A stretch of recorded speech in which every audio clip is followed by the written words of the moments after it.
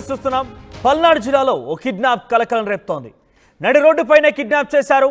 అయితే ఆటోలో వచ్చి వైసీపీ కార్యకర్తను కిడ్నాప్ చేసినట్టు తెలుస్తోంది. వినుకొండ మండలం వెంకుపాలెం దగ్గర ఈ ఘటన చోటు చేసుకుంది. నడి రోడ్డుపైనే ఆటోని అడ్డుకొని కిడ్నాప్ చేశారు. బొలిరో వాహనంలో వచ్చారు 8 మంది. దుర్గి మండలం జంగమహేశ్వరం పాడుకు చెందినటువంటి ఒంటేరు నాగరాజును కిడ్నాప్ చేశారు. ఆయన ఆ టైంలో ఆటోలో ప్రయాణిస్తున్నాడు. అయితే వైసీపీ కార్యకర్తగా తెలుస్తోంది. వైసీపీలో క్రియాశీలకంగా పనిచేశాడు నాగరాజు. ఎన్నికల తర్వాత గ్రామం వదిలి వినుకొండలో ఉంటున్నాడు నాగరాజు. గతంలో టీడీపీ నేత జల్లయ్య హత్య కేసులో కూడా నాగరాజు నిందితుడిగా ఉన్నాడు. పాత కక్షల నేపథ్యంలోనే ఈ కిడ్నాప్ జరిగి ఉంటుందంటూ అక్కడ అనుమానం వ్యక్తం చేస్తున్నారు. కూరగాయలు అమ్ముకుంటూ ఆయన ప్రస్తుతం వినుకొండ నుంచి వెళ్ళిపోయి వేరే చోట బతుకుతున్నాడు. అయితే ఆ కిడ్నాప్ గురైనటువంటి నాగరాజుని చంపి ఉంటారని కూడా కుటుంబ సభ్యులు ఆందోళన వ్యక్తం చేస్తున్నారు. సో ప్రస్తుతానికి ఆయన ఆటోలో ప్రయాణిస్తున్నాడు. గత కొన్ని రోజులుగా కూడా ఇక్కడ ప్రభుత్వం కోల్పోయినప్పటి నుంచి కూడా ఆయన ఈ ఊరు వదిలేసి వేరే ఊరికి వెళ్ళి అక్కడ కూరగాయలు అమ్ముకుంటూ జీవనం కొనసాగిస్తున్నాడు. ఈ నేపథ్యంలోనే ఆటోలో వెళ్తున్నటువంటి ఆ నాగరాజుని కొంతమంది వ్యక్తులు బొలేరోలో వచ్చి 8 మంది వ్యక్తులు బొలేరోలో వచ్చి ఆయన బెదిరించి ఆయన్ని కిడ్నాప్ చేసినట్టు తెలుస్తోంది. సో గతంలో జల్లయ్య అనే ఒక వ్యక్తి హత్య కేసులో కూడా నాగరాజు నీతిగా ఉన్నట్టు తెలుస్తోంది. అయితే ఈ పాత కక్షల కారణంగానే నాగరాజును చంపి ఉంటారంటూ పలువురు అనుమానం వ్యక్తం చేస్తున్నారు. ప్రస్తుతానికైతే నాగరాజుని కిడ్నాప్ చేయడమే కాకుండా చంపేసి కూడా ఉంటారంటూ కుటుంబ సభ్యులు ఆవేదన వ్యక్తం చేస్తున్నారు. ఇక నాగరాజు వైసీపీలో క్రియాశీలకంగా ఉన్నారు.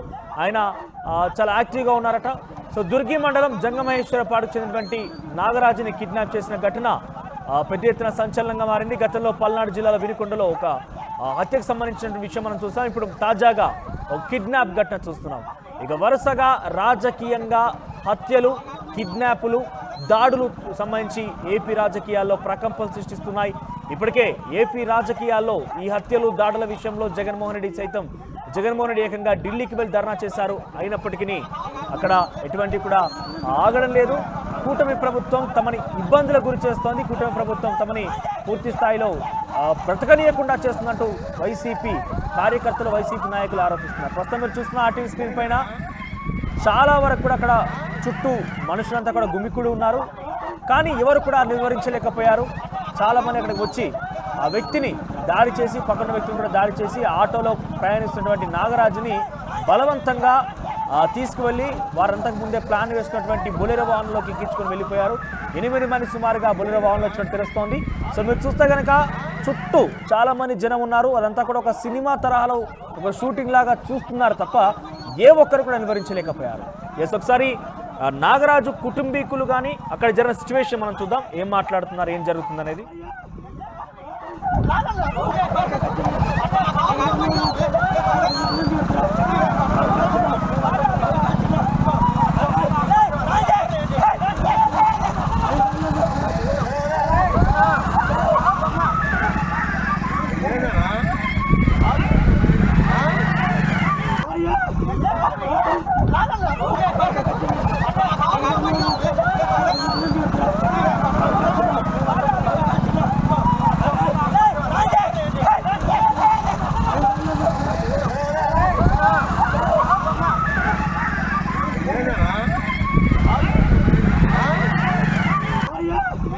రోజు పోయినట్టే పోతున్నాం. నన్ను మా ఆడవాళ్ళందరూ కంట్రోల్ బియ్యం తీసిపోయా, మళ్ళీ ఎత్తరో హీరో, మళ్ళీ మొన్న కూడా తీసుకోకపోతే ఎత్తరో హీరో మళ్ళీ మనకి ఇక్కడ అక్కడ తీసుకోకుండా అని అంటే నేను ఆగా. మా వాళ్ళు 4 పోతారు. అల్లుడు నా 2 చిన్నపిల్ల, మా ఆడవాళ్ళు కొడుకు పోతుంటే వెనక మళ్ళీ కారు వచ్చిందంట. అడ్డం తిప్పి ఆమెతోనే పట్ట గొడవలు తీసుకొని అద్దాన్ని నరికాడు. ఆటో నరకని ఆపాను. ఎలటూరు కుర్రే, వెంకుపాలెం కుర్ర, వెంకుపాలెం కుర్ర కొట్టి ఎక్కించుకొని పోయినాడు. మా పిల్ల అడ్డ పడితే ఎదురు రూమ్ని పెట్టి తన్నింది, జాడిచ్చి కింద పడి. మీ ఆవిడ చివరి కొడుకు కొన్న మల్లికార్జునం, చివరి కొడుకే. మరి ఆరుద్దుల మణిగాడు తండ్రి సీను, కంచర్ల బొర్రయ్య కొడుకు రామాంజీ, నాన్నరావు కొడుకు జల్లయ్య. నా పేరు ఎర్రిపోయిన రవి, మా వినుకొండ అయితే నేను జంగమేశ్వరపాడులో, దుర్గిమండలం జంగమేశ్వరపాడులో పెళ్లి చేసుకున్నా. ఆ పార్టీ గొడవల వల్ల మొత్తం ఫ్యామిలీ మొత్తం ఇక్కడికి వచ్చి ఉంటున్నారు. వాళ్ళు ఈ రోజు ఉదయం రోజులాగే కూరగాయలు వేసుకొని వ్యాపారానికి వెళ్తుంటే ఉదయం 8 గంటల లోపల వాళ్ళకి పార్టీ గొడవలు ఉండబట్టి వల్ల ఒంటేరు నాగరాజు అనే వ్యక్తిని బామ్మర్దిని ఎగలటూరు ఎంగిపాలెం కొరవ కాడ అడ్డుగెలిచి దాడి చేశారు కత్తులు గొడ్డలతో. దాడి చేసి నేను అడ్డం బద్దలకి నన్ను కానీ కత్తితో తల మీద నరికారు. నరికి ఇంకా ఆ అబ్బాయిని ఈడ్చుకెళ్ళి కార్లు వేసుకొని తీసుకెళ్ళారు. నా సెల్లు ఎస్, మీరు చూస్తే కనుక నాగరాజ్ని అందరూ చూస్తుండగానే పట్టపగలే దాడి చేసి ఆయన్ని ఒక బొలెరో వాహనంలో భయభ్రాంత గురి చేసి బలవంతంగా ఎక్కించుకోవడం చూసాం. సో ఒకసారి మనతో పాటుగా తాజాగా జరిగిన పరిణామాలపై మా ప్రతినిధి రామారావు జాయిన్ అవుతున్నారు. ఎస్ రామారావు, ఎస్ అసలు ఏం జరిగి ఉంటుంది? నాగరాజ్కి పాత కక్షలే కారణంగా అనుమానిస్తున్నారు. అసలు పాత కక్షలు ఏ రకంగా ఉన్నాయి? ఆయన ఏకంగా ఊరు వదిలి పక్క ఊరికి వెళ్ళి కూరగాయలు అమ్ముతూ అక్కడ జీవనం సాగిస్తున్నట్టు తెలుస్తోంది. సో అయినప్పటికీ ఆయన కావాలని రెక్కి నిర్వహించి కూడా, ఎందుకంటే చూస్తే కనుక ఆటో ప్రయాణిస్తున్న నేపథ్యంలో బొలెరోతో సహాయం అక్కడికి వచ్చి అక్కడ అంతా కూడా కిడ్నాప్ చేశారు. చాలా మంది చుట్టూ ఉన్నారు కానీ ఎవరు కూడా నిలువరించలేకపోయారు. అసలు ఏం జరిగింది? మనం ఏదైతే ఇప్పుడు ఒంటేరు నాగరాజు కిడ్నాప్ జరిగిందో ఇది పూర్తిగా పాత కక్షల నేపథ్యంలో జరిగిందిగా ఆ పోలీసులు కూడా అనుమానిస్తున్నటువంటి పరిస్థితి ఉంది. ప్రధానంగా చూస్తున్నట్లయితే నాగరాజు మాచర్ల నియోజకవర్గం దుర్గి మండలం జంగమాయేశ్వరపాడుకి చెందిన వ్యక్తి. అయితే వైసీపీ ప్రభుత్వ హయాంలో అదే గ్రామానికి చెందిన జల్లయ్య, టీడీపీ నేత జల్లయ్య హత్య కేసులో నాగరాజుతో పాటు మన్నయ్య ఇంకా మరికొంతమంది ముద్దాయిలు ఉన్నారు. సో వీళ్ళే ఏదైతే జల్లయ్యను హత్య చేశారని అప్పట్లో కుటుంబ సభ్యులు ఫిర్యాదు చేయడం జరిగింది. సో ప్రభుత్వం మారిన తర్వాత ఆ గ్రామంలో చూసుకున్నట్లయితే అప్పటి వరకు ఉన్నటువంటి వైసీపీ వాళ్ళందరూ కూడా గ్రామం వదిలిపెట్టి వెళ్లిపోయారు. అయితే నాగరాజు వాళ్ళ బామ్మర్ది వెంకుపాలెంలో ఉండటంతో వాళ్ళ బామ్మర్ది దగ్గరికి వెళ్లి కుటుంబ సభ్యులతో కలిసి అక్కడికి వెళ్లటం జరిగింది.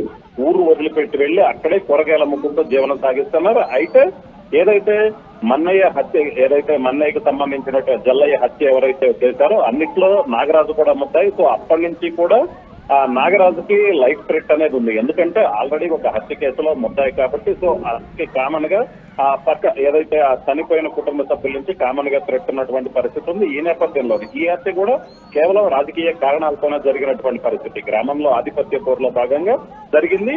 ఏదైతే ఈ హత్య జరిగిన తర్వాత కూడా జల్లయ్యకి సంబంధించినటువంటి హత్య జరిగిన తర్వాత టీడీపీకి సంబంధించిన వాళ్ళు ఎవరు కూడా గ్రామంలో లేరు. అప్పటి నుంచి గ్రామంలో కూడా టీడీపీ వాళ్ళు రాలేనటువంటి పరిస్థితి. మొన్న ఎన్నికలు జరిగే సమయానికి వరకు కూడా ఎవరు రానటువంటి పరిస్థితి ఉంది.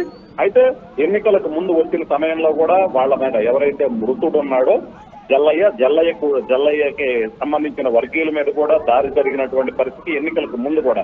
సో ఈ నేపథ్యంలోనే అక్కడ పూర్తిగా ఉద్రిక్త పరిస్థితులు నెలకొనడంతో ఎన్నికల తర్వాత రిజల్ట్ వచ్చింది, కూటమి అధికారంలోకి రావడంతో వైసీపీ వాళ్ళందరూ కూడా ఊరొదిలి పెట్టి వెళ్ళిపోయినటువంటి పరిస్థితి ఉంది. ఈ నేపథ్యంలోనే ఒంటేరు నాగరాజును టార్గెట్ గా చేసుకుని ప్రత్యర్థులు ఆయన కదలికలపై నిఘా పెట్టారు. సో ప్రతిరోజు కూడా ఆటోలో కూరగాయలు తీసుకొని వస్తున్నారని గుర్తించడం జరిగింది. పక్కా పథకం ప్రకారం వాహనంలో అక్కడ రెడీగా ఉన్నారు. కరెక్ట్ గా రోడ్డు మీద ఎవరూ లేని సమయంలో నాగరాజును కిడ్నాప్ చేసేందుకు ప్రయత్నించారు. అయితే అక్కడ కుటుంబ సభ్యులు అడ్డుకోవడానికి ప్రయత్నించినప్పటికీ వాళ్ళు కత్తులు గొడ్డళ్లు చూపెట్టి వాళ్ళందరినీ బెదిరించారు. అదే సమయంలో అటువైపుగా వెళ్తున్న వాహనదారులు ఉన్నప్పటికీ కూడా వాళ్ళ చేతిలో కత్తులు గొడ్డళ్లు ఉండటంతో ఎవరు కూడా అడ్డుకోలేనటువంటి పరిస్థితి ఉంది. సో నాగరాజును అక్కడి నుంచి వాహనంలో తీసుకొని వెళ్లిపోయారు. అయితే తమ కొడుకు నాగరాజుని హత్య చేసి ఉంటారని కుటుంబ సభ్యులు కూడా ఆరోపిస్తున్నటువంటి పరిస్థితి ఉంది. అయితే ఇప్పటికీ నాగరాజు ఎక్కడున్నాడు, నాగరాజు బతికున్నాడా చనిపోయాడో కూడా తెలియని పరిస్థితి ఉంది. అయితే గ్రామంలో పాత కక్షల కారణంగానే తాము ఊరొదిలిపెట్టి వచ్చాము, పాత కక్షల నేపథ్యంలోనే తమ కుమారుణ్ణి హత్య చేసి ఉంటారని కూడా కుటుంబ సభ్యులు ఆరోపిస్తున్నటువంటి పరిస్థితి అయితే క్లియర్ కనిపిస్తుంది. అయితే అతను కిడ్నాప్ చేసిన వారు ఎవరింతకి? కిడ్నాప్ చేసిన వారి పేరు కానీ వారికి సంబంధించిన వివరాలు కానీ మనకు తెలుస్తున్నాయా?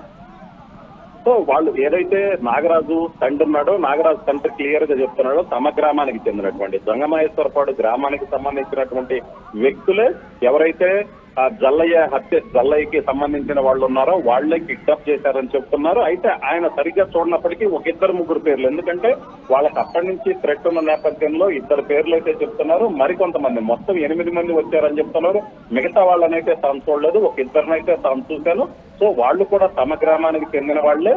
అయితే గ్రామంలో పాత కక్షల నేపథ్యంలో తాము ఊరొదిలిపెట్టి వచ్చేసాము, తమ కొడుకుకి ప్రాణహాని ఉందని ముందుగానే భావించాము, అందుకనే ఊరొదిలిపెట్టి అక్కడ ఉన్నట్లయితే ఊర్లో ఉంటే దాడులు జరుగుతాయి, తమ కొడుకును చంపుతారన్న ఉద్దేశంతోనే తాము ఊరొదిలిపెట్టి వచ్చేసాము. అయినప్పటికీ కూడా ప్రత్యర్థులు వదలలేదు. ఈ విధంగా తమ కొడుకును కిడ్నాప్ చేశారు. ఖచ్చితంగా తమ కొడుకుకైతే మాత్రం చంపేసి ఉంటారని ఏదైతే నాగరాజు కుటుంబ సభ్యులైతే ఆరోపిస్తున్నటువంటి పరిస్థితి ఉంది. మరోవైపు పోలీసులు కూడా ఏదైతే అడ్డుకునే సమయంలో నాగరాజు బావమర్ది మీద దాడి చేశారు.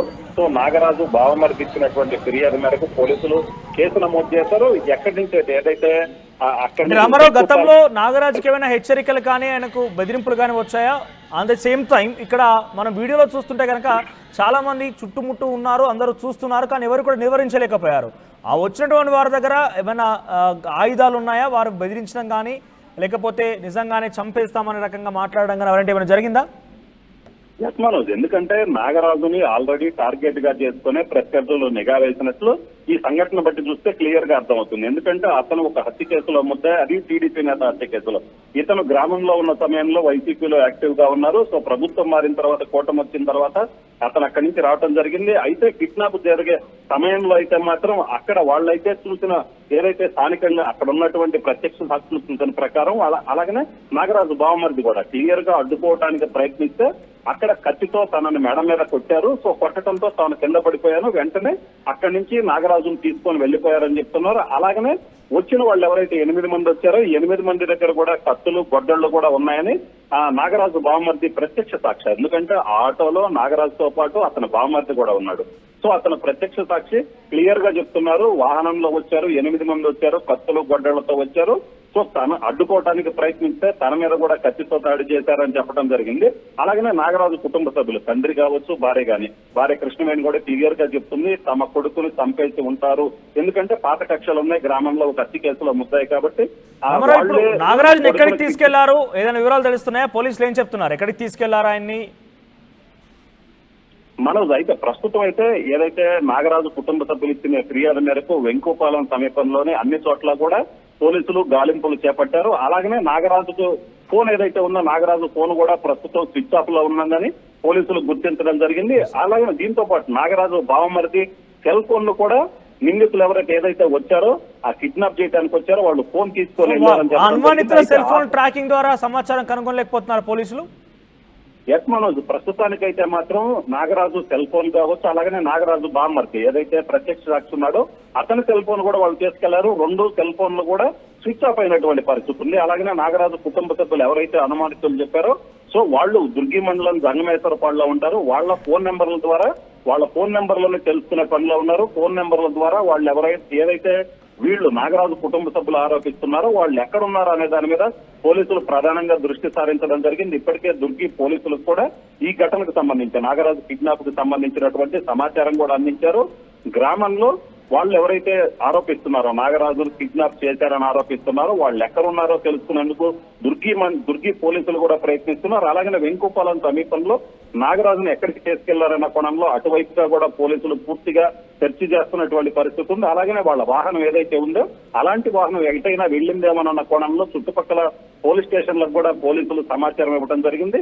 ఇప్పుడు నాగరాజు బతికున్నాడా, చనిపోయాడా, ఎవరు కిడ్నాప్ చేశారు, ఏదైతే జల్లయ్య హత్య కేసులో ఎవరైతే జల్లయ్య హత్యకు సంబంధించి వాళ్ళ కుటుంబ సభ్యులు ఎవరన్నా ఈ కిడ్నాప్ కు పాల్పడ్డారా అన్న కోణంలో కూడా పోలీసులు ప్రధానంగా దృష్టి సారించారు. అలాగనే ప్రధానంగా నాగరాజు ఆత్మహత్య కోసం కూడా ప్రయత్నిస్తున్నారు. మనోజ్, రైట్ రామారావు. సో మొత్తం మీద నాగరాజు కిడ్నాప్, పల్నాడు జిల్లా వినుకొండలో జరిగినటువంటి కిడ్నాప్ సంచలనం రేపుతోంది. వెంకుపాలెం దగ్గర జరిగింది ఈ కిడ్నాప్. సో మొత్తం మీద నాగరాజు ఆచూకీ తెలియకపోవడంతో కుటుంబ సభ్యులు ఆవేదన వ్యక్తం చేస్తున్నారు. ఆయన ఆటోలో ప్రయాణిస్తున్న నేపథ్యంలో తనతో పాటుగా తన కుటుంబీకులు కూడా ఉన్నారు. ముఖ్యంగా తన బావమరిది కూడా తన వెంటే ఉన్నాడు. అయినప్పటికీ 8 మంది కక్షపూరితంగా ముందస్తుగానే వేసినటువంటి ప్రణాళిక మేరకు అక్కడికి చేరుకొని బొలెరోలో సహాయంతో అక్కడ చేరుకున్నారు. వారి దగ్గర ఆయుధాలు కూడా ఉన్నాయి.